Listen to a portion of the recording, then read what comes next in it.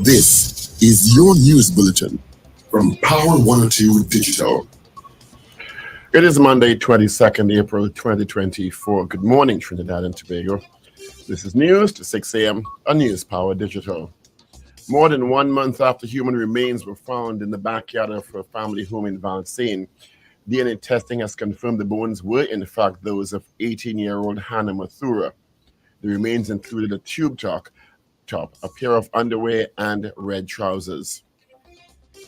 There are reportedly still some critical gaps in the police investigation into the matter, which may prevent charges being laid at this time. Detectives were told to continue working on establishing more facts surrounding Mathura's death and possibly securing more evidence. Police sources said yesterday investigators received the results of the DNA test sometime between Wednesday and Thursday last week and approached the DPP, Roger Gaspard, on Friday for advice on the ongoing matter. Earlier reports suggested the bones were believed to be those of a man and were ruled false. Tests were done on bone marrow and biological tissue like cartilage remains from the decomposed skeletal remains. Samples from Hannah's siblings were used to verify her family lineage.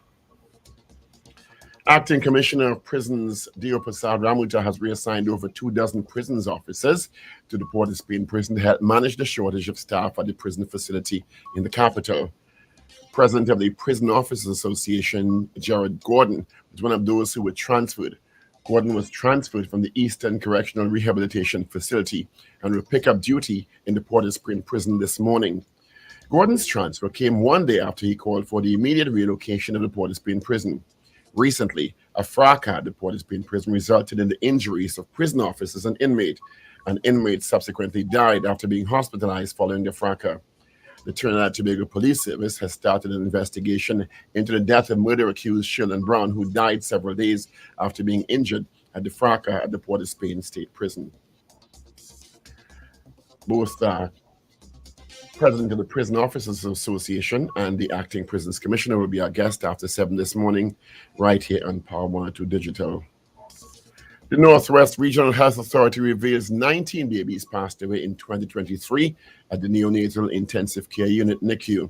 It explains in 2023, there were 2,169 live births across the entire NWRHA, and 403, or 19%, were admitted to the NICU. 43% of admissions were babies weighing less than 5.5 pounds, while 21% were less than 3.3 pounds. Of those admitted to the NICU, 19 passed away, resulting in a neonatal mortality rate of 8 per 1,000 live births. Meantime, there is a call from the leader of the opposition for the immediate opening of the Cuba Children's Hospital. This from Kamala Prasad Bisesa. She urged the government to open the hospital to serve the purpose for which it was built, which is, she says, to save lives. Prime Minister Dr. Keith Rowley will chair a conference in West Indies cricket on April 25th and 26th at the Hyatt Regency in Port of Spain. The decision to host the event came out of the 46th regular meeting of the Conference of Heads of Government of CARICOM held in Guyana this past February. Dr. Rowley serves as chairman of the CARICOM Ministerial Subcommittee on Cricket. A man and his girlfriend were shot dead in Enterprise, Chaguanas on Saturday night. The murders took place at 10 p.m. Dead are 32-year-old Jeremiah Gibbons of Badesi Street, Enterprise, and his girlfriend Roxanne Hero, 40, of Gale Street, Palm East. The deaths have taken the murder toll this year to 179. Police investigators say they received a report from members of the public that 2 people had been shot and killed at Badesi Street. When they arrived, they found 2 bodies, each of which had gunshot wounds to the head. Police have established no motive yet for the killing. Michael St. John, a businessman who was shot in an attack at Long Circular Mall in January 2024, has sent a pre-action protocol letter to Commissioner of Police Early Harewood Christopher. St. John, the owner of the Dial Fitness, left his establishment at that time around 12:22 and was walking toward his car and was shot by unknown assailants. At a media briefing in Port of Spain this past Saturday, attorneys Ramesh Lawrence Maraj and Omlala Senior Counsel said their client wished to have his record and name cleared so he could get clearance from the U.S. to apply for a green card, which would allow him to live and work permanently in the U.S. In news of the region, Jamaica's leader of the opposition, Ragoobarsingh, calls for the resignations of Attorney General Dr. Derek McCoy and Justice Minister Delroy Chuck. His call follows the minister's statement the government will appeal the court ruling, which found the second extension of the Director of Public Prosecution, Paula Llewellyn's tenure in office as unconstitutional. On Sunday, Golding said the statements made by Chuck and McCoy were a result of a misunderstanding of how the judgment handed down by the court, or they were absolutely deliberately obscuring the law. TikTok says a potential ban on its app in the U.S. will trample free speech of 170 million Americans. The U.S. House of Representatives voted recently to ban TikTok if the app's owner does not cut its ties to China. The legislation was part of a U.S. foreign policy package that included aid for Ukraine that could become law as early as next week. And finally, Trinidad and Tobago's football icon Russell Latapy is in the midst of finalizing the selection of players for the upcoming Legends versus TNT All-Stars exhibition match, slated for Friday, May 10th at the Hazley Crawford Stadium. The match has been brought forth by 1 day from the original date to accommodate changes to the schedule of events on match day, which further information will be forthcoming. Latapy and Dwight York will be part of the team. The Brazilian World Cup winners Kaká, Rivaldo, Cafu, and others are headliners will take the pitch at the Hazley Crawford Stadium, with the likes of former captain Dwight York leading a group of ex-Soca warriors, including Carlos Edwards, Stern John, Brent Sancho, Kelvin Jack, Denzel Theobald, and Leonson Lewis, among many others. We'll have more information as that day draws closer. And that is news to 6 a.m. right here on News Power Digital. We'll have major news coming your way at 7 a.m. Good morning.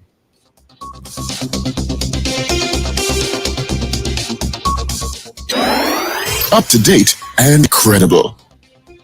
Power 102 Digital.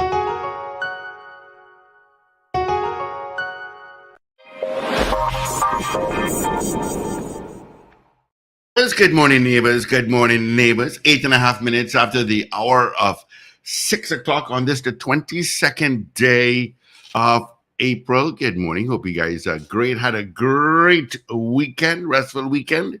And as we start, start the week.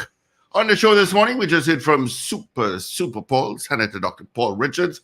We'll hear from Wendell Stephen. We don't know if we'll hear from Richard. We'll wait and see how that goes. But yeah. And of course, we got Ruben and Shane in the mix. Of course, my name is Steve Kahn. All right, let's see. Traffic-wise, it's a bit heavy going through Chase Village and slow going from Charlieville. The Churchill Roosevelt Highway going to McCoy is a bit busy, but heavier from Valsain to San Juan and then straight into Port of Spain. All right, 24 degrees at Piakwe International Airport, 25. And of course, full moon is on tomorrow. All right, so let me say good morning before I say my hello. Say good morning to Super Paul. Good morning, Steve. Good morning, everyone. Good Monday morning to you all. Good morning, pal. How you doing? I am fine, thank you, and your good selves. Not bad at all. A bit tired. Have a little acid reflux this morning. I don't know how the heck I got that. It's quite uncomfortable. Did you go to the play over the weekend? No, I did not. I thought you said you were going yesterday. Yeah, I had an graduation to host. Okay. I did go on Saturday. Packed house. It is absolutely hilarious. Richard wasn't kidding. It's hilarious. My chair was broken. I don't know if I did it or was like that before. But yeah. All right. Let's see who sent us hellos on Facebook and on YouTube. Wendy and James. Sasha.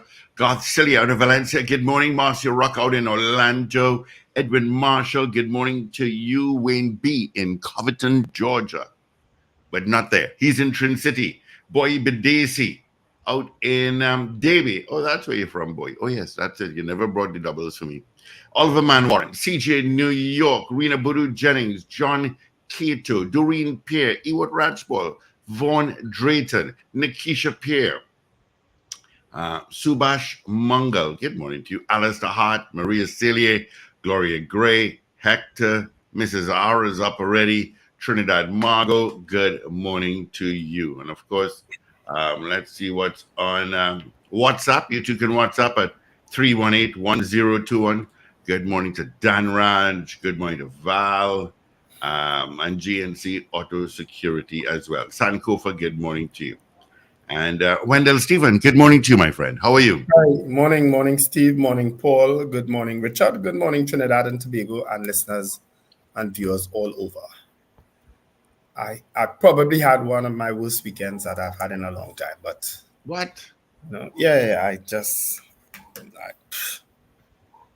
It's a long explanation. I ended up at one of our favorite places, Steve, the place that you like to go and I like to go, St. Augustine Private Hospital. Oh, I no. haven't been there in a long time, and I ended up there. I ended up there on Saturday. I hope you're okay. Yeah.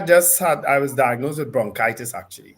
Oh, I was coughing so much, and my chest was hurting so much. Very sorry to hear that. Yeah, that I had no. Is it because of the dust or?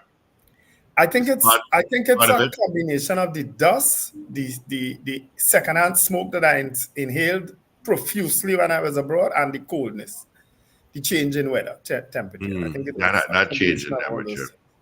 Yeah, that. But they just discharged you though. Yeah, well, I spent quite a few hours there, doing various tests and so on. You know, including a COVID test that I haven't done in God alone knows how long. Oh. With that thing sticking up all in your back of your brain.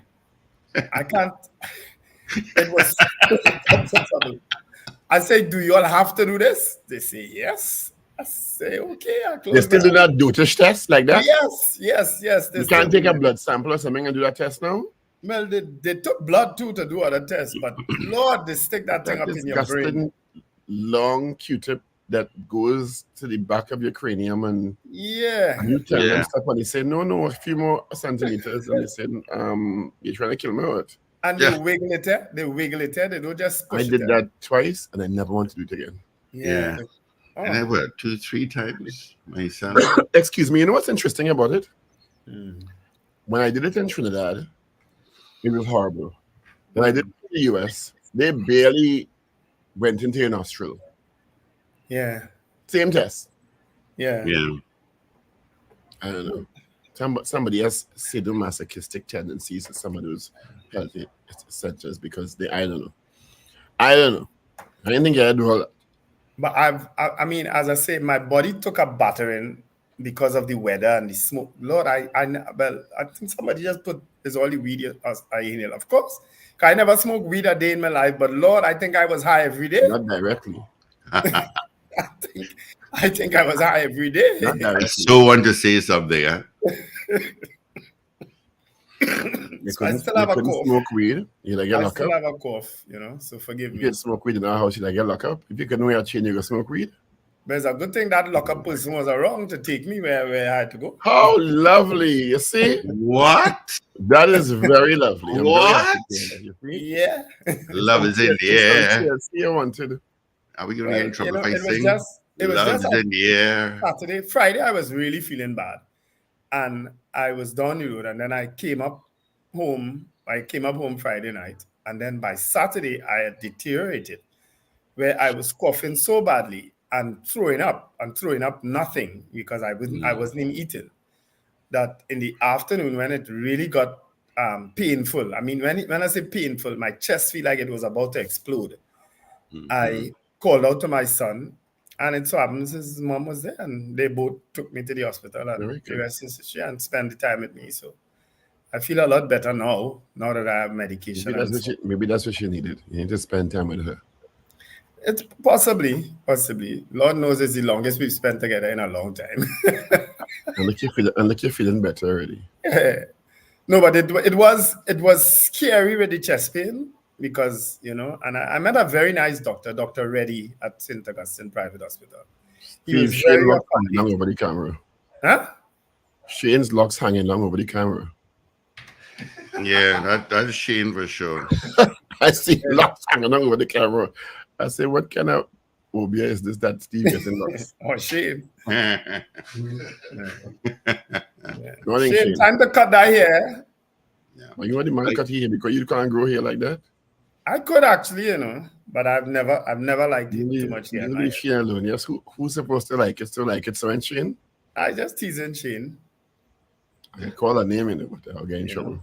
But happy birthday to Mrs. Kamla Prasad Bisesa. Yeah, she's 72 today. Today is her birthday. I'm almost certain Yeah. yesterday was Rhoda Barrett's birthday, but I stand corrected. Yeah. But I'm almost certain Rhoda was yesterday. Oh, I don't know. Yeah. Of course, I Actually, went to a nice little birthday party too yesterday. Isabella was 5 years old. So we had lots of cake and ice cream and popcorn and snow cone and Bounty Castle. Nice. We had fun.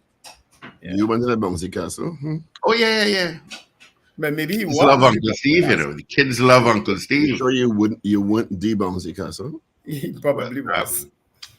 I think Rav tried a couple of times. Yeah, he's 4. Today is also the birthday of my very good friend, Gerard Ragoobarsingh. He lives abroad now. And journalist Andre Bagu, he's also celebrating his birthday today. Yeah. And Stephen O'Neill, I think was from DGCell. And Akim Walcott, my cousin, who also lives abroad. They all celebrating their birthdays today. All right. Yeah. Today, also the 22nd day of April, is Mother Earth Day. Right, so you should know that as well. Does it also have something to do with the Black Power uprising today? I'm unaware. Just double check that for me. I think it doesn't. I think it does. I know it's April, but I'm not sure what date. Black Power. Yeah. Good morning to Ian Andrew Nawalu Lee out in Dubai. How is Dubai after a week? I guess you all probably clean stuff up. Paul Prudent. You know why they get in trouble? There have been several documentaries posted online now as to why they ended up with that rain system there. Dubai, as you may or may not know, is a place that is very dry. It's in a desert. So they started this thing called cloud seeding. Yeah, the manufacturing their own weather. Where they're putting particles in the air for water droplets to form around it, and they send the craft up in the air. And they kind of overdid it. Yeah. And that is what resulted in their situation for a couple of days. And the cloud seeding, it was a little too successful for their own good. Yeah. And they got rain for days in succession. For those I saw that video, and I wasn't sure if it was some sort of AI thing. I wasn't sure. Yeah. For those on Flow, channel 111, and Digicel, channel 20, Amplia, channel 117. Good morning to you all. Of course, you'll see on your screen. Paul has put it up, the cloud seeding and how they do it. So yesterday was the anniversary of the state of emergency in 1970. Thanks, A. Corey Gilles. So it was April 21st. I know it was around this time of the year. And yesterday, I'm sure was Rhoda's birthday. Okay, we can move on from that. Today is the birthday of the mother of Una Antwine. So Una, who lives in Canada, I don't know if it's the mother living in Canada or Una living in Canada. But she didn't say what her mom's name is. Una is already a ageable name. I know that because my surrogate mother's name was Una, a woman who helped me when in my early ages after my mother died. Her name was Una Allen, actually. So happy birthday to Una Antwine's mom. Well, a lot happened over the weekend. We spoke about this last week, and the remains found in the backyard in Valsayn have been confirmed as the remains of Hannah Mathura. So it's confirmed now? DNA tests have returned, and the police have received tests Wednesday or Thursday last week. They went to the DPP to find out what to do, and the DPP tell them to go back and get more evidence. So I have no case yet. Right. But also in the newscast, Paul, you said that charges may not be laid, something like that? If the DPP tell them to go back and get more evidence, Steve. So wait, even after the DNA results, the DPP tell them to go back and get more evidence? Because at the end of the day, you have no evidence past somebody probably improperly disposing of a human body that the parents killed the child. Okay, understood. Unless you have an eyewitness willing to say, I saw X shoot Y or chop Y or kill Y. Okay. You understand? All right. And that is where the DPP might be telling them you don't have a full case yet. You have to get somebody to confess. Or get a tape recording or some more conclusive evidence that the person whose body ended up in the backyard, and I think part of the early information was that the body bore marks of violence, not so? Yes. Yes. That can collect the violence perpetrated on the person that killed them to the parents. Well, I was arresting everybody. And then charge them with what? With whatever you need to charge them. You can't charge it whatever. You can charge it whatever. When they come in your home and they find marijuana, and one person don't say it's 6 people in the house, and one person don't say it's mine, and there's arrest everybody. That is not an analogy that can work in this case. If you are going to charge for murder, there are prerequisites for that. Yeah, but there is a charge of conspiracy to murder. There is a charge of But conspiracy to murder has to establish murder by somebody. I hear you, but I just find that it odd that no charge. You still even have to establish that the parents are the ones, if you want to go down that road, if it is applicable, are the ones to dispose of the body. Now they could say, why didn't you report your daughter missing? So I'm asked. My question is, but all of that is circumstantial. It's circumstantial to a murder charge. All right. So you're saying that is the DPP saying that there is no charge that can be proffered out of this heinous act? I don't know, but he told them to go back and look for more evidence. My goodness. Because and what he's doing makes sense, because unless you have definitive information linking the parents or parent to the act of murder, where are you going to court with? A feel? A suspect? A defense attorney will mash you up. Isn't that something? Well, what I want to say, I can't say it because it will imply improper motive or actions. So he told them, go back, yes, okay. It is the young woman, the 18-year-old young woman. It was found in the back of the parents. The parents did not report the child missing, as far as anybody knows. But you still have not been able to link definitively. Have you found a murder weapon with their fingerprints on it? Did someone come forward and say they saw X killing Y? That is what you need to prove murder. Otherwise, I suspect that will hold up in court. It may upset us, but that is the legal system under which we operate. I'm not arguing. I'm just saying I find it very, very, very disturbing. Everybody finds it disturbing. Everybody finds it disturbing. Someone could be shot to death, or died of a gunshot wound. Died of a gunshot wound, right? Wendell, there are hundreds who die from gunshot wounds with no charges laid every year. True. Hundreds. I'm narrowing it down to this incident based on all that we have been fed in the media, right? Because we don't know everything clearly, right? But what we have heard in the media thus far is that a body was found in a shallow grave at the back of a home where a young girl lived with her parents and siblings, right? The body was found to have had a bullet wound to the head, right?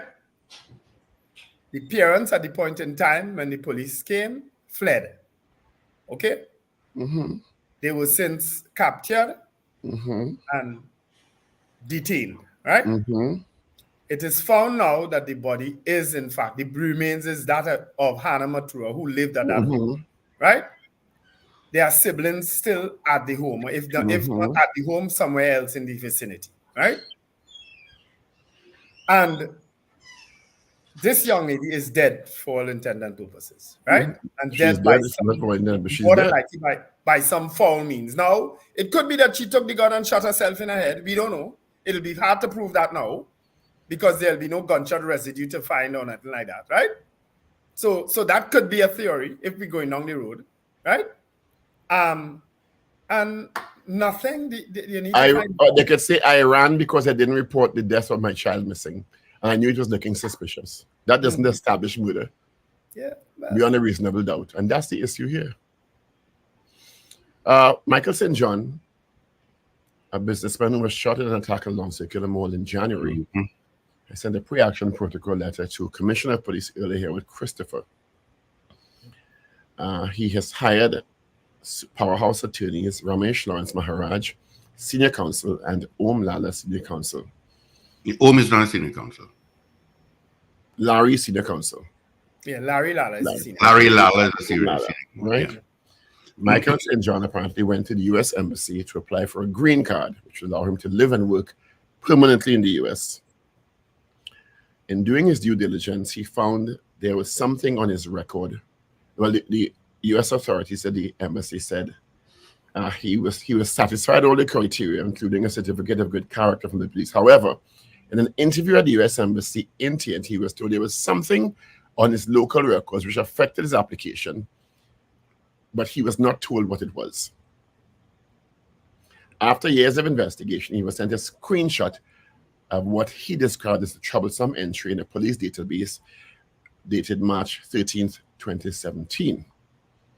Right?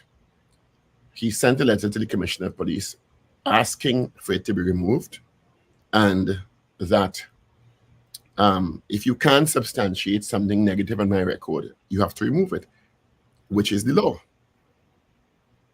Let me find the law to quote.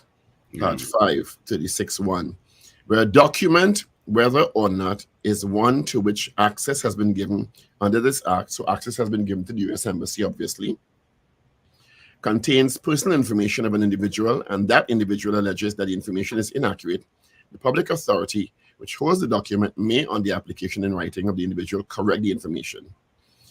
Subsection 2 of Section 1, inaccurate means incorrect, incomplete, misleading, or not relevant to the purpose for which the document is held.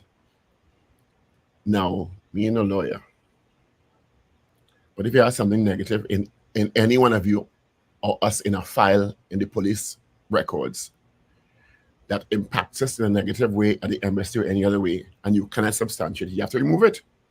Not so? Well, you know, it takes equally long to get your records, even if you were charged but not convicted. It's hard to get that removed by the police, you know? Well, I much suspect that Messrs. Lawrence Maharaj and Lada will deal with this. Yeah. I hope so, and I hope they set a precedent and get the police acting speedily on a lot of these incidents. Yeah, remember, people can't approach the embassy because of Madam Commissioner has a lot on her plate. Apparently, she does everything for herself. So, is that so? Well, that press conference with the FUL is waiting to read the judge that said the other day that because you're busy, don't justify having people wait long. You understand? Commissioner is a busy job. There's a lot of discussion in the recent time because the House sat on Friday and there was an attempt to pass a constitution amendment bill which sought to remove the remit of the parliament for the appointments of DCPs acting, which failed because the government would have needed a majority. Special majority. The opposition did not accede to. You understand? Yeah. So you see, I think Miss Christopher just waiting for me whenever, is May 22nd or whenever, to come we should take a bet. But does that have anything to do with Miss Christopher or someone acting temporarily for Mrs. Christopher, whoever the substantive commissioner is? But you mean that debate? Yeah. Yeah, it's to put someone to act in her place if the need arises. Why would they need to put someone to act in a place if she's going to be reinstated? Well, if she is to be reinstated, well, then it doesn't. Because sure right now, just like you and I and Steve and everyone listening and watching, the authorities know the clock is ticking. Yeah. So I didn't think they'll wait till the day before. Oh my God, the commissioner needs to be reinstated. Let's do what we need to do to reinstate her. And the Prime Minister and the Minister of National Security are both on the record pledging their support for Mrs. Harewood Christopher. Yeah. And they're the ones, not so, who had to say yes to another year. Well, does her extension require a special majority? Because the opposition has said they're not supporting it. Her The opposition appointment said they're not supporting it didn't again. require a special majority. Sorry? Her appointment didn't require a special majority, by my understanding. Right. But does her extension require it? Why would the extension require a special majority if the appointment didn't require a special majority? No, I'm asking, I don't think it doesn't sound like it makes sense to me. No, not you make sense, but the process makes sense. No, because the opposition supported her initial appointment, And they are now not supporting her. And they are now saying they're not supporting her. That's what I'm saying. Mm-hmm. So does it require their support? I don't think so. That's the big question. Well, we will see. So much tinkering has been done with that process and the other process related to COP and DCP that I can't keep track right now. Mm-hmm. So I really don't know what applies, at the end of the day. So, but something has to happen within the next month, because I think it's just about a month. We will see. Mm-hmm. We will see. Yeah, we will. So she's very quiet these days. Yes, she is very quiet. The fallout from the deaths of the babies at the NICU unit at NWRHA continues. A lot of information. Clearly, the Northwest Regional Health Authority now is on the information offensive, where they've now put out quite a lot of information related to the number of deaths in 2023. They said there were 2,169 live births across the entire NWRH. That's one health region in the country. And I'm quite surprised that 403 of those, 19%, were admitted to the NICU. You understand? Mm-hmm. Like 1/5 of live births admitted to the NICU. 43% of those, that 19%, that 403, passed away, resulting in a mortality rate, a neonatal mortality rate of 8 per 1,000 live births. I don't know what the global standard is, but they're putting out information to show clearly to establish that the 7 and or 11 deaths may not be out of the ordinary, but certainly 7 in a period of a month seems alarming to me. Yeah. You understand? And they've also indicated that the other 3 deaths were not, or 4 deaths were not necessarily related to the 7 that drew the attention of the public in recent times. Apparently, I don't know if the situation has changed over the weekend, but as of last week, Friday, I don't think the parents had gotten the medical records yet. It's a very sad situation. Yeah, it is. Very, very sad situation, but it's not going to end anytime soon. Yeah. And of course, one person has already become, how should I put this delicately, associated of some way, because he's now been suspended pending the outcome of the investigation. That's the doctor we identified last week. Yeah, Dr. Roger Jones is Daryl Jones. Daryl Jones. You know them things go. Yep. You had to put a scalp up. I know.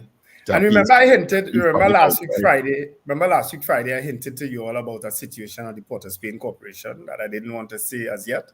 Well, it's confirmed now that the CEO and another senior manager has been suspended. Given administrative leave for an investigation. I would have sent the article to you all over. The article was in this weekend's newspaper. And I would have sent it to you all. It says, and I will just quickly read. It says, Port of Spain City Corporation CEO Annette Stapleton Seaford and another senior manager in the transport division. Huh? She's still there? Yeah, she's 4 months away from retiring. So this is gonna hit. This is a hard blow to her. Watch. Sorry, you froze there. Anyway, have been sent on indefinite administrative leave in the wake of allegations of wrongdoing. President of the PSA, Leroy Batiste, confirmed that the leave came into effect on Thursday. City Mayor Chinua Allen said he was unable to comment on the issue at the moment and would be better poised to say something next week. He did not commit to a particular day. Batiste, that's Leroy Batiste, told the newspaper he understood that the two were called into the Ministry of Rural Development, the local government, and handed letters relating to their leave. He said the Transport Division employee, who is a member of his union, did not accept the letter, so he's unaware of the reason or reasons for the move. He said the member had sought representation from the union, but he was not certain whether the CEO was also included in the bargaining unit the PSA represents at the corporation, as she was yet to contact him. In a phone interview, Batiste, who was attending to union matters, said, I am confirming that there is an issue where members of our bargaining unit would have been interdicted from duty with full pay. It is our understanding that it has to do with some allegations of misbehavior in public office and misconduct as it relates to a procurement matter. You see, that procurement legislation is going to get so many people in trouble. It ain't funny. And we spoke about this last week, remember? At length.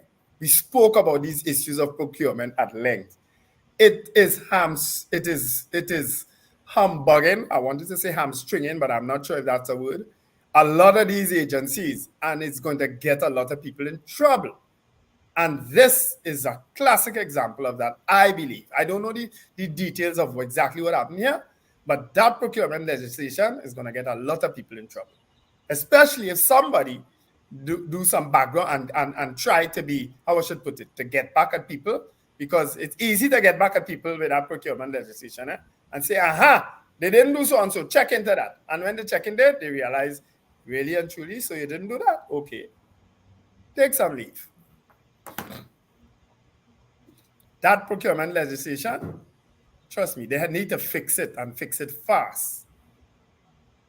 Because it may not be an issue of corruption, It may not be an issue of a corrupt activity, It might just be an issue of ease of access or ease of doing business, and you want to get something done quick. And what is ease of doing business? A euphemism for circumventing the law? Well, it's circumventing, but it's not circumventing the law. Circumventing the law is not ease of doing business. Circumventing the law is circumventing the law. Right. So I'm saying in a case, and I don't know the case, I don't know this case, but I'm just saying it may be somebody doing it, not for corrupt activity, but to get something done, Well, it has happened before. You trying to expediting and circumventing the law is not to be condoned. Mm-hmm.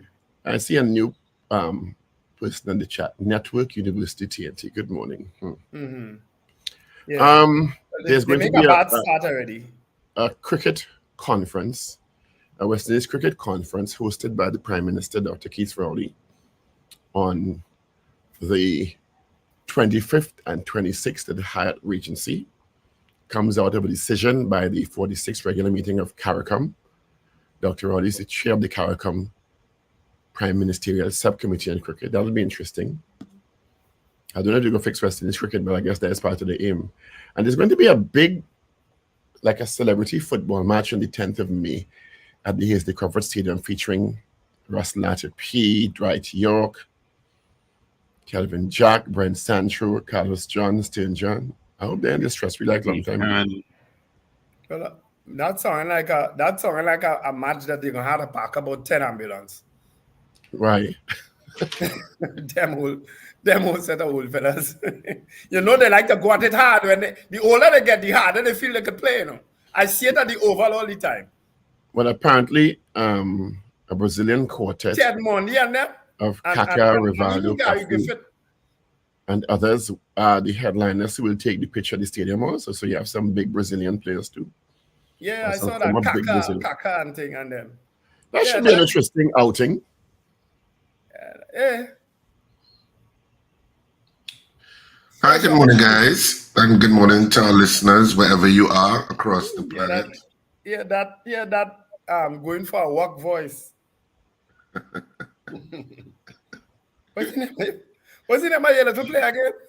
It's called Love is a Walk. Love is a Walk. and I want to say thank you to the people who came out to Cipriani College over the weekend on Saturday and Sunday to Love is a Walk. We had, pretty full houses. It was pretty packed I mean, traffic jam. It was To come in, traffic jam to leave. I mean, people just came out in droves, and people are having a fantastic time with this. Congratulations. Yeah, people are having a fantastic time with this play. I mean, they're just having a fantastic time. It's a good thing. I had every intention of coming this weekend, Richard, but well, my body decided otherwise. Yeah, I was hearing bronchitis. Yeah. But you'll have the opportunity because we're back on the 4th and 5th of May, which is not this weekend, but the following weekend. We'll be back on the 4th and 5th of May at Cipriani College with Love is a Walk. And if you rest your voice. Yeah, this is actually one of those plays where people are watching it multiple times. Every now and then a play crops up where people come and see it more than once. This is one where you actually have people coming back and bringing other people, or you have people just coming back to see it again and saying this is the second time I saw it. I was going to say something, but I get into trouble. But are you saying it's multiple orgasmic? In terms of laughter, yes. In terms of coming back. So people are already having fun. Did you all see the furor that's erupted in Jamaica over the weekend? With who? But consider what? A gospel concert headlined by I saw that. Yeah. I saw that. With Kirk Franklin. And they were upset as how Kirk Franklin was dressed and dancing. But isn't that how he always dances and carries on? But he don't usually dress like that. But he was in a hot island where they were suit. He doesn't usually dress like that. You're right. He's normally impeccably dressed. But it was in a hot island venue. Well, maybe. Well, they were very upset. Did that change what he was singing? Well, it's gospel and he's praising the Lord. So I guess some people thought that he should be, and they said like he was twerking and thing much. yeah, you look at it there. That's a little twerk there. That's a little twerkish, that's so. Yeah, that's a twerk. That, they said, he's singing about God and twerking, though. But he's a kind of breakout kind of person. He has been a rebel of sorts in the gospel world. He's never been conformist in the gospel world. He's been in a sweat too, boy. You have on a tight white pants there. Well, let me tell you. You say could get on bad. Well, the audience loved it. He put on a little size to a little muscle. Yeah, muscle and thing. Yeah. But Jamaicans, some loved it and some did not like it. Watch Kirk. Go Kirk. Go Kirk. Go Kirk. Go Kirk. Praise the Lord. Go Kirk. Hallelujah. God is good. You know that was in Trinidad. I'd have a bigger furor, right? You know that'd be a front page back this morning. It wasn't Trinidad. Right.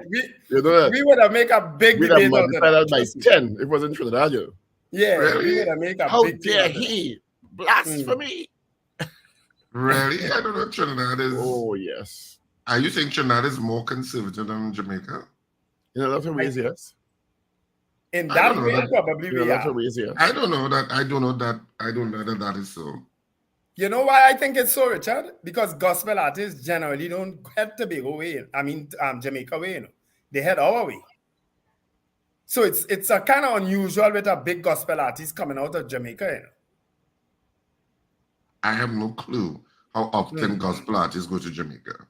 I have absolutely no reference point for that. A question before we go to the papers: Is the hospital in Cuba not reopened already as a teaching hospital? Yes. I'm asking because I'm surprised that the opposition is calling for the government to open the Cuba Children's Hospital, but I thought it had been repurposed as a teaching hospital. I could stand corrected. Yes, the opposition playing politics with it, of course, again. Do you have papers, Richard? No, sorry, I don't have papers this morning. Mrs. Posad Bisesa hung up a teddy bear and went to a press conference Friday. Huh? What kind of theatrics is that? Not even Richard could have come up with a play like that. You hung up a teddy bear in this highly sensitive, sad situation. You hung up a teddy bear and gone to a press conference to talk about the Children's Hospital. It is 6:45. Yeah, bronchitis over the weekend. I want you to stay. You have a way of silencing me with all your silence. You know, I don't want you to get riled because you had a little episode over the weekend and I want your breath to stay calm and your heart rate to stay within normal range. All right? It is Monday, so you all think of a question because I don't have a question in my mind yet. We will have the acting prisons commissioner and the head of the Prison Officers Association after 7. 12 officers have been, over a dozen officers have been transferred, including the president of the Prison Officers Association. The day after he held a press conference, and of course he's linking that press conference to the transfer to the Port of Spring Prison. When we spoke to the Commissioner of Prisons acting following the fracas, didn't he tell us that we asked about staffing issues? Didn't he tell us the staffing was normal? Yes. He said it wasn't a problem. And we had asked him specifically. Yeah, because we had inquired of him. Don't you think that if there were more officers on site, I thought it was only would not have had that thing? Well, one of the reasons proffered by the goodly gentleman is that he transferred the officers to remedy staffing issues. I guess we can ask him if maybe we are mistaken in our recollection. Better yet if Ruben could work on pulling up that clip, that little part of the interview. I like how you directing this morning. Good morning to you. Let's start with The Guardian.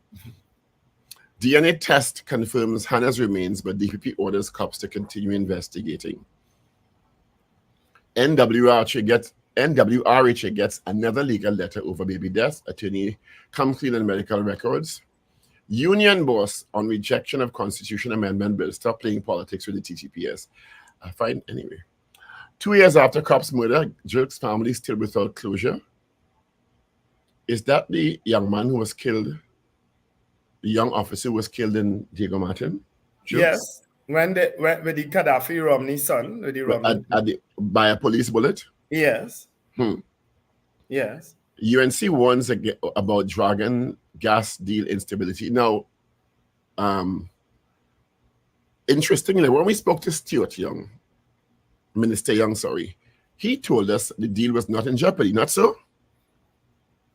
I think so, yes.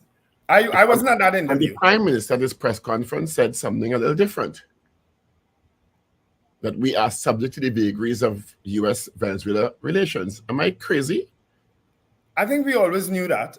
But they need to get on the same page, though. They can't be saying different things. But is it that the U.S. decision came after the interview? No, before the interview. Okay. Because we asked him about it. All right. I wasn't at that. Point 14, resident begs for flood relief. Parry welcomes call for youth and party leadership. 50,000 barrels of waste removed from Tobago coastline. We ain't nothing about the owners of that boat since then. Minister Young told us they were hot on the trail, remember? Mm-hmm. That is the most lukewarm hot I ever see. That's a good question. Do you think they'll ever find the owners of the boat? That's a good question. Yeah. Let's go to the Express. Losing Emilia 4 weeks after her baby was delivered, Tania Saunders says she was allowed to hold her for the first time.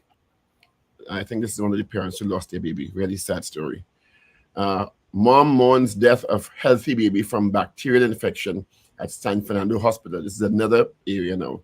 Family was broken. Tragic. Horn rings still active. Fuad stringent measures needed in the queue. Healthy baby dies at San Fernando Hospital. Couple slain. And did you all see the expose in the Express? US $2.2 million to get presidential pardon.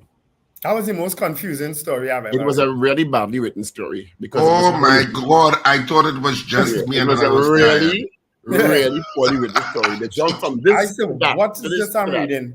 But I think what I thought it was just me when I read that article. So hard not to get into legal trouble by implicating ex-politician or ex-minister. Exactly, and I'm like, they went all around the place with that story. No, I said, if you're doing an investigative article like that, just call the damn names and done.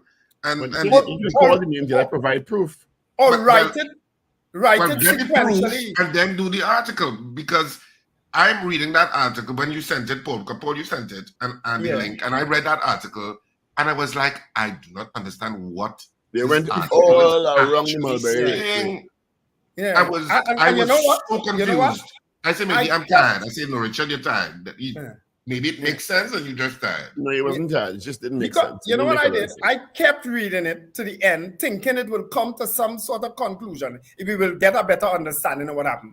No such luck. I say, okay, maybe somebody just feel to just put an article in papers. Yeah, it wasn't clear. Express. Do better. Wasn't clear. It wasn't clear. Or you try to make a bacchanal, but the bacchanal was just confusing because we learned nothing but allegations of $2 million paid to pardon somebody and some president and some this and that. And somebody in this Caribbean territory. Territory and the US. It was like, where did this happen? Where did this happen? It happened in Trinidad? It happened in the Caribbean territory. Yes. Yeah, it was confusing. It was very confusing. All right, let's go to the news there now. Was that an MB article? I think wasn't he on the byline? I'm not sure. I think he was on the byline. Well, that explains everything. Newsday, NWRHA, we care for the smallest, sickest babies. A hero teen saves car crash victims in Mathura. Tobago couple, doctor said it was too late to save baby Emilia. Double murder in Chaguanas. Lee, dragon deal squeezed by US Venezuela. Gopi Singh, no assurances to pregnant mothers. Pandey, more hospitals won't fix healthcare woes. Newman George, UNC wrong on cost of refinery mothballing. NWRHA, NICU staff committed to baby scares. I say the NWRHA certainly has come out, not playing defense anymore, but certainly putting their version of the events out to counter the prevailing narrative. So those are trending stories in the Express, Guardian, and Newsday for today, Monday, the 22nd of April, 2024. All right, well, let's get the results for our morning poll where we asked you on Friday. Do you agree with the name change to African Emancipation Day as approved by the Cabinet of Trinidad and Tobago? Afro jump out now again. Oh, please. Yeah, that was on Friday. I'll give you the results right after this. Know and reduce your risk. Do you know the hazards around your home, your work, or where you traverse regularly? Are you prone to impacts caused by hazards like flooding, landslides, high winds, rough seas, or bushfires?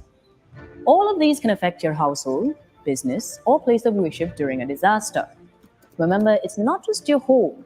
You must also consider the hazards where you work or regularly travel. For example, your home may be at risk of a flood, but while driving to work, you might be at risk of a landslide. Do you know everyone, as in all of Trinidad and Tobago, is at risk of earthquakes, tsunamis, or even an explosion? Plan ahead in order to reduce your risk before, during, and after a crisis, an emergency, or when disaster strikes. Follow us on the ODPM's social media pages to learn more on how you can be prepared, be secured, and be ready. All right, again, the results of our morning poll from Friday. Do you agree with the name change to African Emancipation Day as approved by the Cabinet of Trinidad and Tobago? The results are in. 54%, 5-4, said yes. All right, they agree with the name change. 54%. All right, let's get this morning's poll. We had 100% on the day. Well, there's still questions being asked. I think the Prime Minister did indicate that 50,000 barrels of oil was spilled by the derelict vessel off the waters in Tobago. So my suggested question is, do you think we'll ever find the owners of the barge that dumped oil in Tobago? Or maybe the question can be, do you think charges will ever be laid in the murder of Hannah Mathura? Which ones do you prefer? That's a better one in light of what we know now. Is that the question you prefer, gentlemen? Yeah. Let's go with that. Richard, all right, so start dialing 222-8255, toll-free North Americans, 866-525-1099. Those that are watching us on television, on Flow, channel 111, Digicel, channel 20, Amplia, channel 117. You can WhatsApp at 318-1021. All right, our morning poll.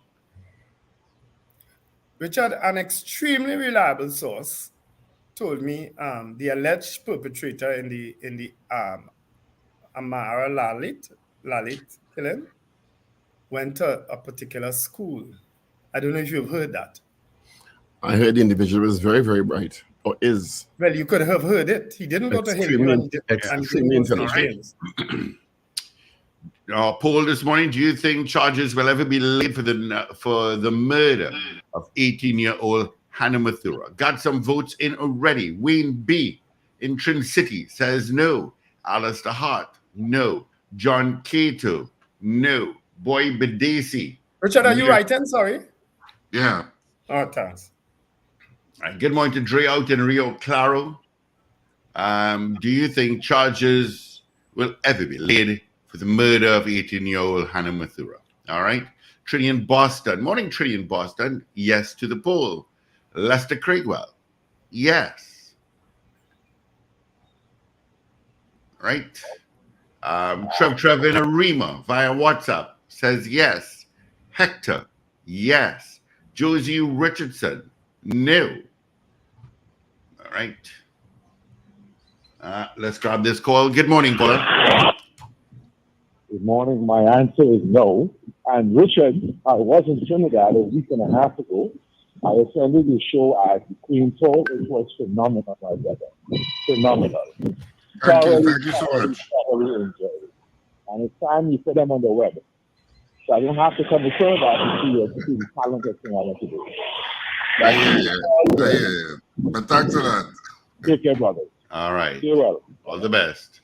Cascade St. Anne's says no. Julia S. Batiste, no. Good morning, caller. Good morning. Good morning, Trev in Georgia. Yeah, Trev, what's happening? Everything's good, thank you. Good.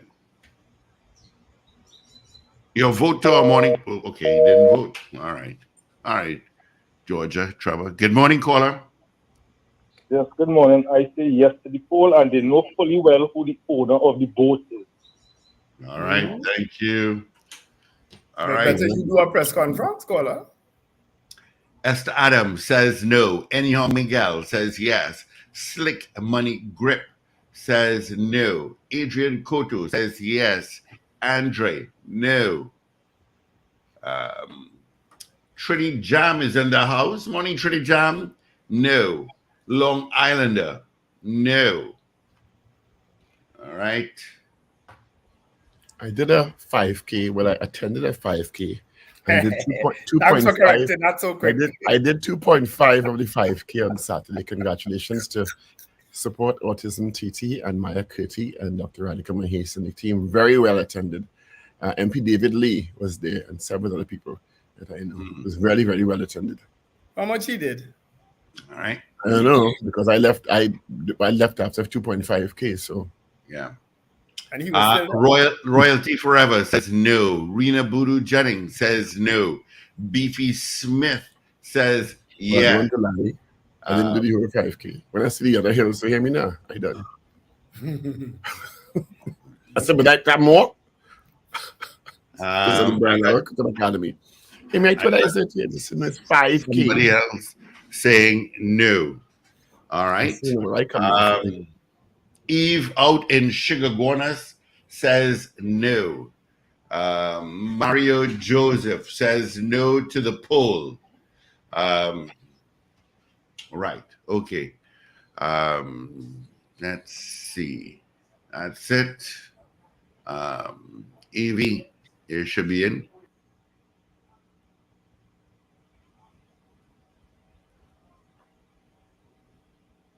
CJ says no.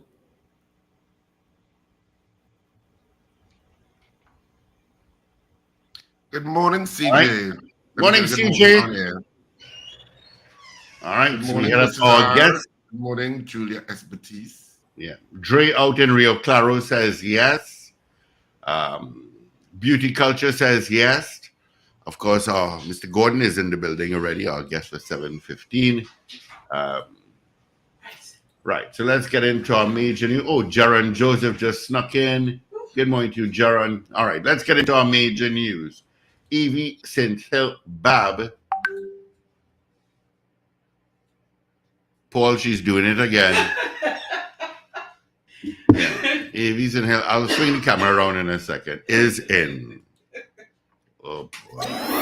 This is your news bulletin from Power 102 Digital. DNA tests confirms bones found in backyard of Valsain home is that of 18-year-old Hannah Mathura. Acting Commissioner of Prisons Deoprasad Rambuta reassigns over 24 prison officers to deal with Port of Spain prison shortage. UNCPRO indicates internal elections not postponed. And NWRHA says 19 babies passed away in 2023 of 2,169 live births. Details in a moment.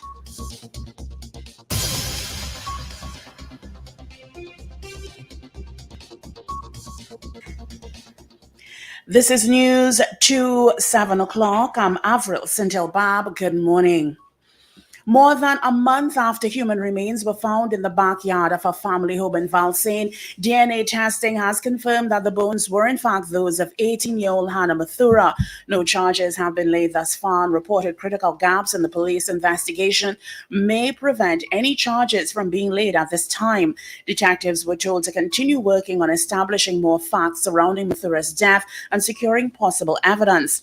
According to reports, investigators received results of the DNA test sometime between Wednesday and Thursday last week and approached Director of Public Prosecutions Roger Gaspard on Friday for advice in the ongoing matter. The tests were done on the bone marrow and biological tissue like cartilage remaining from decomposed skeletal remains. Samples from Hannah's siblings were used to verify her family lineage.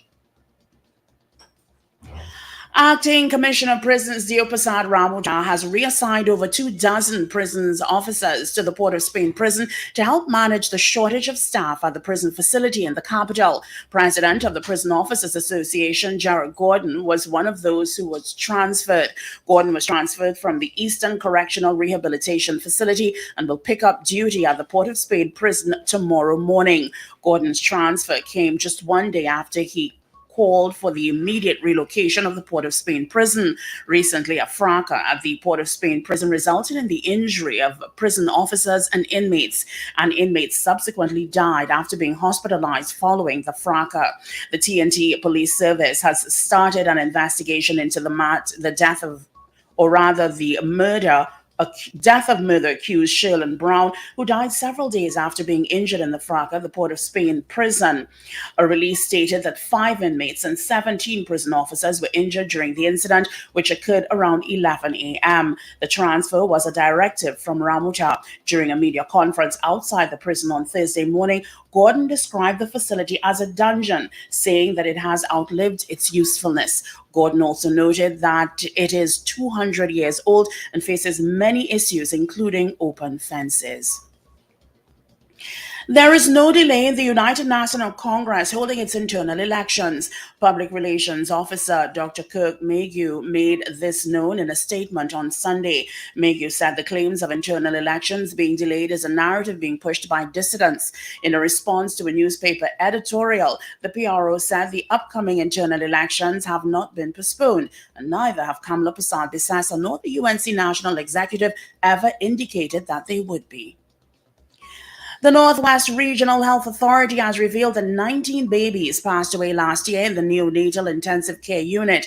It explained in 2023 there were 2,169 live births across the entire NWRHA, and 403, or 19%, were admitted to the NICU. 43% of the admissions were babies weighing less than 5.5 pounds, while 21% were less than 3.3 pounds. Of those admitted to the NICU, 19 passed away, resulting in a neonatal mortality rate of 8 per 1,000 live births.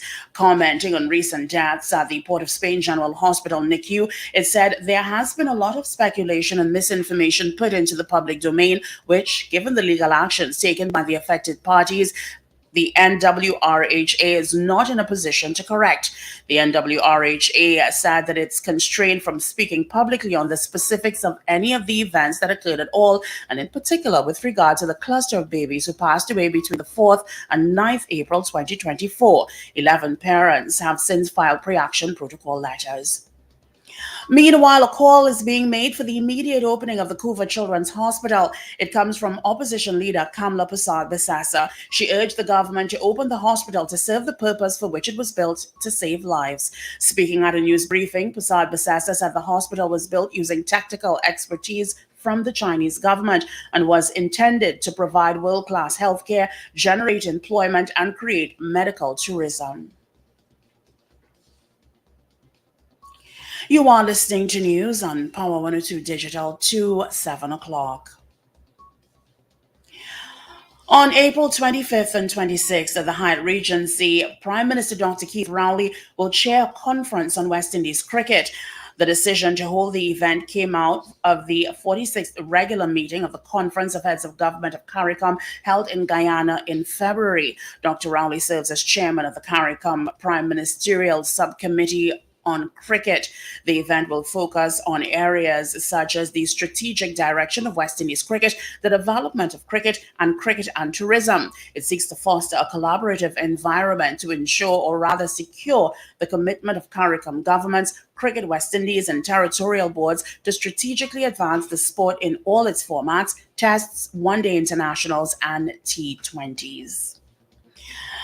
TikTok says a potential ban on its app in the U.S. would trample the free speech of 170 million Americans. The U.S. House of Representatives voted recently to ban TikTok if the app's owner does not cut its ties with China. The legislation was part of a U.S. foreign policy package that included aid for Ukraine and could become law as early as next week. Well, finally, let's find out what's happening in weather news for the period today until midnight. Trinidad and Tobago, dull, hazy, and breezy conditions with very low chance of a brisk passing shower. There is a significant concentration of Saharan dust present in the atmosphere and over the area. Persons sensitive to this change in air quality are being strongly advised to take the necessary precautions. You can look out for a forecast maximum temperature of 33 degrees Celsius at Piarco International Airport and 32 degrees Celsius at Crown Point in Tobago. Currently, the temperature at Piarco is 27 degrees Celsius. It is 28 degrees Celsius at Crown Point. Recapping your headlines at 7 o'clock, DNA tests confirm bones found in backyard of Valsain home as that of 18-year-old Hannah Mathura. Acting Commissioner of Prisons Dio Prasad Ramutar reassigns over 24 prison officers to deal with Port of Spain prison shortage. The UNCPRO indicates internal elections have not been postponed, and the NWRHA says 19 babies have passed away in 2023 of 2,169 live births. I'm Avril Sindhilbath. That was news to 7 o'clock on Power 102 Digital. Look out for more news in detail at 12 noon and an update coming up at 8 o'clock this morning. For more details, log on to power102fm.com. Up to date and credible. Power 102 Digital. All right. Thank you so much, Avril, for our major news. You can join her again. Come at 8 o'clock for our news brief. All right. Quickly, let's take a look at what's happening on the highways and on the byways. Of course, there's a significant amount of Sahara dust in our atmosphere. Let's head on San Fernando. You're lighter than usual. You got some traffic as you exit southbound of the Solomon Hochoi Highway toward Turuba Link Road, Bonaventure Road. San Fernando, a bit busy heading to Princestown, Claxton Bay. Rivulet Road heading towards Couva. You've got it. Leaving Couva, taking the Calcuttas. Yep, you got some traffic. There is an accident. On that southern main road. So you're going to get a little pile up there. From Sugar Guanas, heading to the interchange, you've got it. Piarco towards San Juan and lighter heading towards Port of Spain. Eastern Main Road a bit busy from St. Joseph. Lady on Road, Maraval. Yeah, it's going to take you an hour to get down towards the roundabout. On the day, it's a bit heavy. All right. All right, gentlemen, let's get into the results of our morning poll. Let's see if we have any new ones here. So we got Beauty Culture saying yes. We've got Aries born. Morning to Kenny and Harlem. I say no to the poll. Let's see. Checking WhatsApp. I got a yes. Somebody is asking, Anne-Marie, you're asking for the poll question. All right. Paul will pull it up there one more time for me. And I'll give it to you, and you can get our vote in. Of course, our guest is seated already.